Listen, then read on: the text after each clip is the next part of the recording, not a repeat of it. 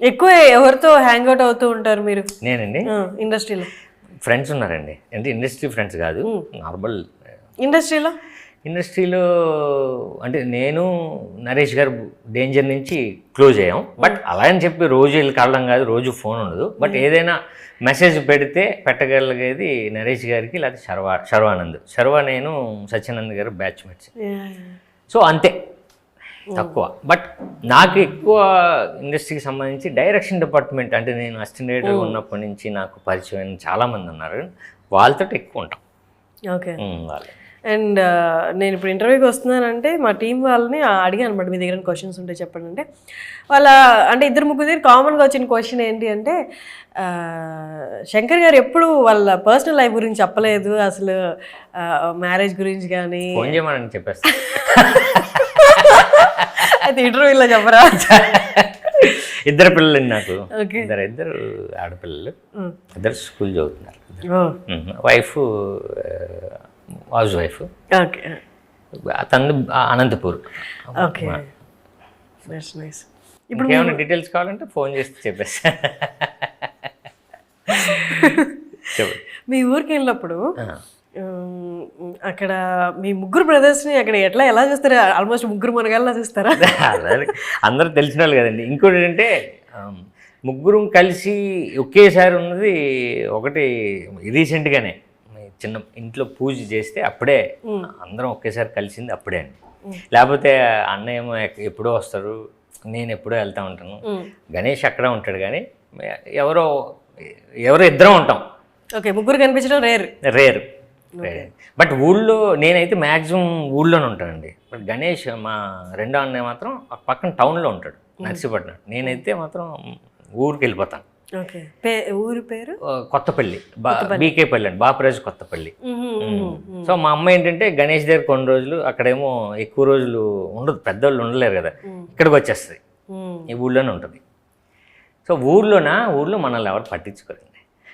వాతావరణం ఇష్టమా? బాగా, చాలా ఇష్టం. పట్టించుకోరు అంటే ఎప్పుడు తెలిసి చిన్నప్పటి నుంచి ఉంది కదా, సరదాగా ఉంటారు, అంతా మాట్లాడుతూ ఉంటారు, కాముగా ఉంటుంది, ఏముండదు. ఏంటి మీ ఊరికి వెళ్తే మీ అంటే దినచర్య ఎలా ఉంటుంది? శుభ్రంగా లుంగి కట్టుకొని పొలంలోకి వెళ్తామండి, లేకపోతే ఊళ్ళోనే. మీరు ఫార్మింగ్ చేస్తారా? నేనేం చేయను కదండి, బట్ బాగా ఇష్టం నాకు, దాని గురించి అవగాహన ఉంది, చాలా అవగాహన ఉంది. అంటే మా ఫాదర్ బాగా అవగాహన. ఆ తర్వాత అన్నయ్యకి కుదరలేదు, అన్నయ్యకి ఇక్కడికి వచ్చాడు, మా రెండో అన్నయ్య పాలిటిక్స్కి వెళ్ళిపోయాడు.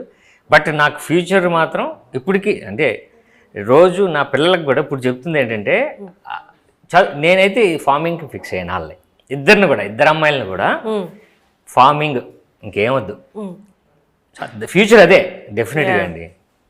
మనం ఎక్కడికెక్కడికి వెళ్తూ ఉంటాం కానీ రేపు ఫ్యూచర్ అదే.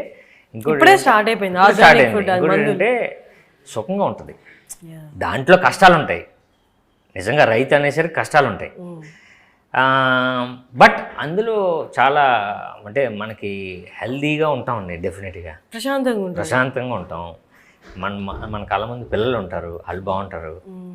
ఇప్పుడు ఫార్మింగ్ అంటే దానికి రిలేటెడ్ చాలా ఉన్నాయి కదా. ఇప్పుడు ఫిషరీస్ ఉందండి, దాని కిందకి వస్తుంది, చాలా ఇండస్ట్రీ, అది చాలా పెద్ద ఇండస్ట్రీ. మనం దాన్ని చాలా చిన్నగా చూస్తాం. మన పిల్లల్ని అదే ఇంజనీరింగ్ లేదా డిగ్రీ చాలా మంచిది అది, బట్ దానికన్నా పెద్ద ఇండస్ట్రీ దాంట్లో కూడా ఉంది కదా, ఫార్మింగ్ కోర్సెస్, డిగ్రీ కోర్సెస్ ఉన్నాయి కదా. నేను రోజు అయితే మా పిల్లలకి ఇదే చెప్తున్నా, తెలియదు మరి మనకి, మన చేతుల్లో. లైగర్ విషయం వచ్చినప్పుడు ఆయన ఇన్స్పిరేషన్గా తీసుకున్న చాలామంది అప్కమింగ్ డైరెక్టర్స్ కానీ, ఆల్రెడీ ఉన్న డైరెక్టర్స్ కానీ, వాళ్ళందరూ ఫేస్బుక్కి వెళ్ళిపోయి డైరెక్ట్గా ఏమైంది నీకు అన్న మాటలు అయితే మాట్లాడారు. అంటే చూసే వాళ్ళందరికీ కూడా, ఆడియన్స్కి కొంచెం ఇబ్బందిగా అనిపించింది. ఓకే, ఒక ఫ్లాప్ ఓకే, ఫేస్బుక్ దాకా వచ్చేసి పబ్లిక్గా ఆయన్ని ఇన్స్పైరింగ్గా తీసుకున్న వాళ్ళు, ఇన్స్పిరేషన్గా తీసుకున్న వాళ్ళే ఎందుకు ఇలా అయిపోయావు అన్న క్వశ్చన్స్ వచ్చి, అప్పుడు మీరు ఇంట్లోనే ఉంటారు కాబట్టి, ఫ్యామిలీ కాబట్టి, ఆయన ఎలా డీల్ చేశారు అసలు అవంతా? ఒకసారి ఫ్లాప్ అయితే మళ్ళీ సినిమాతోటే ఆయన సమాధానం చెప్తారు ఎప్పుడు కూడా. దీనికి ముందు ఇస్మార్ట్ శంకర్ కానీ, దానికి ముందు టెంపర్ కానీ, దానికి ముందు పోకిరి కానీ, అవన్నీ పోకిరికి ముందు అన్ని గ్యాప్, టెంపర్కి ముందు గ్యాప్. సో సినిమానే మళ్ళీ సినిమా మాట్లాడుతుంది. అప్పటి వరకు ఆయన మాట్లాడడం కానీ ఏది చేయరు, మళ్ళీ సినిమా రాసుకుంటారు, మళ్ళీ సినిమా. సో సినిమాతోటి సమాధానం చెప్పగలండి. ఇలా ఇప్పుడు నిజంగా ఫ్యాన్స్ అప్సెట్ అవుతారు, Yeah. వాళ్ళకి ఏం సమాధానం చెప్తాం? మళ్ళీ సినిమాని సమాధానం చెప్పాలి. వాళ్ళని హ్యాపీగా ఉంచాలంటే సినిమానే మాట్లాడాలి. మనం ఎంత మాట్లాడినా అది వేస్ట్. అండ్ కమింగ్ టు 1000 దరువై, ఇన్ని రోజులు షూట్ చేశారు, ఎప్పుడు షూట్ చేశారు అసలు మాకు తెలియకుండా డైరెక్ట్ సినిమాతో వచ్చేసి ఇదిగో 15th రిలీజ్ అంటున్నారు. ఒకసారి ఈ సినిమా గురించి చెప్పండి. 34 డేస్లో చేశారండి డైరెక్టర్. అవును. ఎప్పుడు స్టార్ట్ చేశారు అసలు?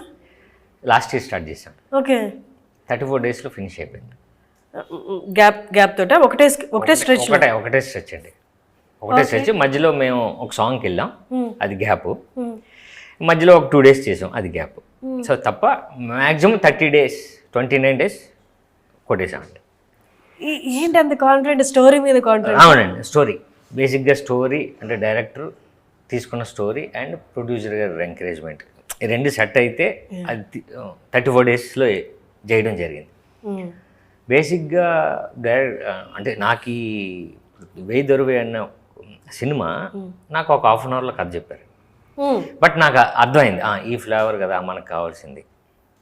Okay, fully entertainer, comedy. అయితే మనం ఒక చిన్న విషయం చెప్తున్నాం అంటే ఒక సినిమాకి పర్పస్ ఒకటి ఉంటుంది, ఎంటర్టైన్మెంట్ చేసేవచ్చు, వదిలేయచ్చు. బట్ ఇందులో ఒక సినిమాకి ఒక అంటే బయటకు వస్తే ఓకే ఈ సినిమా రెగ్యులర్ కాదు, రెగ్యులర్ అయినా సరే ఏదో డిస్కస్ చేశారని అది వస్తుంది.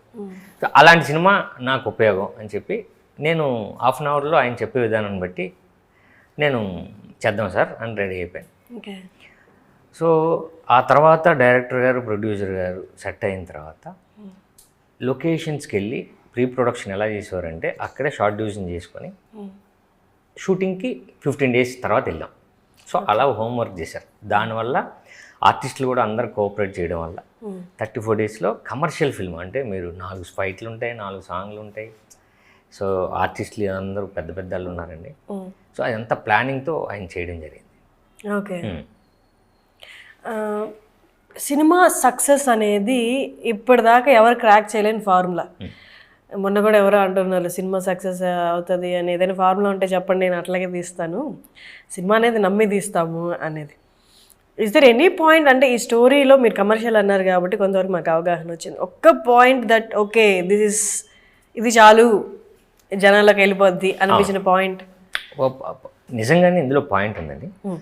సో అది ఏం చేసామంటే ట్రైలర్ వరకు ఎంటర్టైన్మెంట్ ఉంది సినిమా అనేది ప్రొజెక్ట్ చేసాం. సో ఆ పాయింట్ని మేము డిస్కస్ చేయలేదు, కానీ పాయింట్ అందులో ఉంటుంది. ఓకే. అయితే నాకు నచ్చింది ఏంటంటే బేసిక్గా ఒక ప్రాబ్లమ్ని ఇందులో డిస్కస్ చేస్తాం అనేది నాకు నచ్చితే, నాకు నచ్చింది ఇంకోటి ఏంటంటే out and out entertainment. So ఆ పాయింట్ని చాలా పెద్ద స్కేల్లో చెప్పచ్చు, అంటే అప్పుడు శంకర్ గారు తీస్తూ ఉంటారు కదా అలా చెప్పచ్చు. బట్ అదే పాయింట్ని ఆయన స్టైల్లో దీన్ని ఎంటర్టైన్మెంట్లో చెప్దాం అన్నది నాకు బాగా నచ్చింది. ఓకే. సో రేపు రిలీజ్ అయిన తర్వాత కూడా ఓకే సినిమా పర్లేదురా, 1 టైం వాచబుల్ అని వస్తుంది. ఓకే చూడొచ్చులే, నవ్వుకోవచ్చు. కాకపోతే ఓకే ఇందులో ఓకే ఇది ఇలా జరిగింది కదా, అవును అక్కడ అలా జరిగింది కదా, నాకు తెలుసు అన్నది చిన్నది మొదలవుతుంది, చిన్నది డిస్కషన్ అంటే మనకే అవును అది అక్కడ జరిగింది అని చిన్న ఆలోచింపజేస్తుంది, అవును కదా అని. సో అలాంటి సినిమా అండి ఇది. టైటిల్ అని కమర్షియల్ టైటిల్ అయినా సినిమాలో ఒక పాయింట్ డిస్కస్ చేస్తాం. ఓకే. సో అది లైటర్ వేలో ఉంటుంది. సినిమా కూడా ఓకే మనం చూడొచ్చు, సమ్మర్లో ఒక సినిమా చూద్దాంలే అని మాత్రం డిసప్పాయింట్ అయితే జరగదు.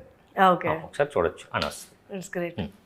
నార్మల్గా అందరికీ అంటే అవుట్ సైడ్ ఫిలిం ఇండస్ట్రీ వాళ్ళందరికీ ఏమనుకుంటారు అంటే యాక్టర్స్కి, హీరోలకి, ఎవరికైనా సినిమాలు ఉంటేనే డబ్బులు ఉంటాయి, సినిమాలు అయినప్పుడు వాళ్ళకి డబ్బులు ఉండవు, వాళ్ళు ఎవరో ఒకరిని అడుగుతారు, వాళ్ళ ఫ్యామిలీ మీద డిపెండ్ అవుతారు అని. మీరు మీ అన్న డబ్బులు అడిగారా? ఇప్పటికీ కూడా నాకు అన్నయ్య దగ్గర నుంచి సపోర్ట్ ఉంటుందండి, ఉంది. ఓకే. నాకు ఫ్యామిలీ సపోర్ట్ లేకపోతే అవ్వదు.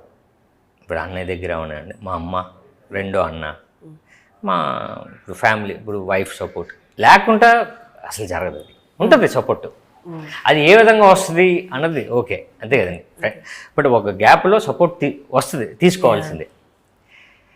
లేకపోతే ఇప్పుడు నేనేదో అనుకున్నాను కదండి, దాంట్లో రీచ్ అవ్వాలని నేను. సో అది రీచ్ అవ్వాలంటే సపోర్ట్ తీసుకోవాల్సిందే. ఉంది సపోర్ట్ ఉంది. మీరు ఫిలిమ్స్ కాకుండా అపార్ట్ ఫ్రమ్ ఫిలిమ్స్ ఏమైనా చేస్తున్నారు? ఏది లేదండి ప్రజెంట్. ఫస్ట్ నేను అసలు ఇది ఫస్ట్ ఇది కొడదాం, ఫస్ట్ ఇది కొట్టిన తర్వాత మీరు అన్నట్టు ఎదురు చేయాలి. ఓకే. బట్ నార్మలీ ఇండస్ట్రీలో ఉన్న వాళ్ళు ఏదో ఒక స్టాండర్డ్ బిజినెస్ స్టార్ట్ చేస్తారు, అలాంటి ఆలోచనలు ఉన్నాయా మీకు? అదేనండి, ఇప్పుడు మన దగ్గర కొంచెం డబ్బులు వస్తే ఇప్పుడు దానికి వెళ్ళచ్చు. ఇప్పుడు దానికి వెళ్ళాం అనుకోండి ఈ పని ఆగిపోద్ది. ఓకే. 100% మనం ఇప్పుడు దాకా సేవ్ రిలాక్స్ అయిపోతాం. ఇప్పుడు దాకా సేవ్ చేయలేదంటారా? వచ్చిన ఖర్చు వెళ్ళిపోతుంది ఇంకే. అదే అంటున్నాను, ఈ దగ్గర డబ్బులు ఉన్నాయా లేదా అనేది cinema industry open secret. Okay. దీని ముందు సినిమా దాన్ని బట్టి అర్థమైపోద్ది ఎవరి దగ్గర ఎంత ఉంది, ఎవరి దగ్గర ఏంటి అనేది తెలుస్తూ. అంతే కదండి. పొలిటీషియన్స్ మనం చెప్పలేం ఏదో అట ఇది అట ఉంటుంది ఉంది అక్కడ అది అనేది మనకి అది ప్రూవ్ అయితేనే చెప్పగలం తప్ప ఇది ప్రూవ్ అక్కర్లేదు. డైరెక్ట్ సినిమాలను బట్టి మనం చెప్పొచ్చు. ఎగ్జాక్ట్లీ. అంతే కదా. So nice. మీతో మాట్లాడుతుంటే చాలా ఇంట్రెస్ట్, అంటే ఎవరు మాట్లాడరు ఇలాగా. అండ్ ఇంకొకటి, సత్యం రాజేష్ గారు, సునీల్ గారు పెద్ద పెద్ద యాక్టర్స్ అందరూ కనిపిస్తారు. బట్ మీ అందరూ ఒకప్పుడు ఫ్రెండ్స్ కదా? చాలండి, అందుకే మనం 34 daysలో చేసాం. ఓకే. లేకపోతే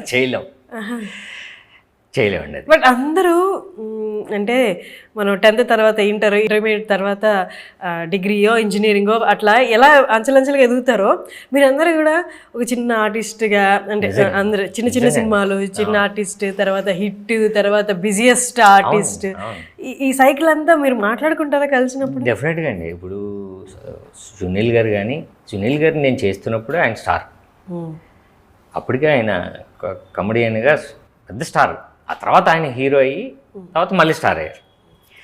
ఆ తర్వాత చిన్న గ్యాప్ అయినా సరే ఇప్పుడు మొత్తం ఇండియా అంతా తిరిగేస్తున్నారు. అవును కదండి. పుష్ప తర్వాత మొత్తం అసలు సత్యం రాజేష్ భయ్య నేనేంటంటే నేను అసిస్టెంట్ డైరెక్టర్గా ఉన్నప్పటి నుంచి నాకు బాగా పరిచయం.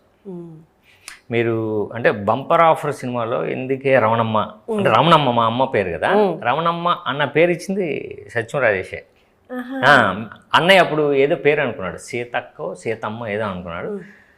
లేదు సార్ మన అటువైపు వైజాగ్లో రమణమ్మ ఎక్కువ పేరు ఉంటుంది అంటే రమణమ్మ మార్చారు.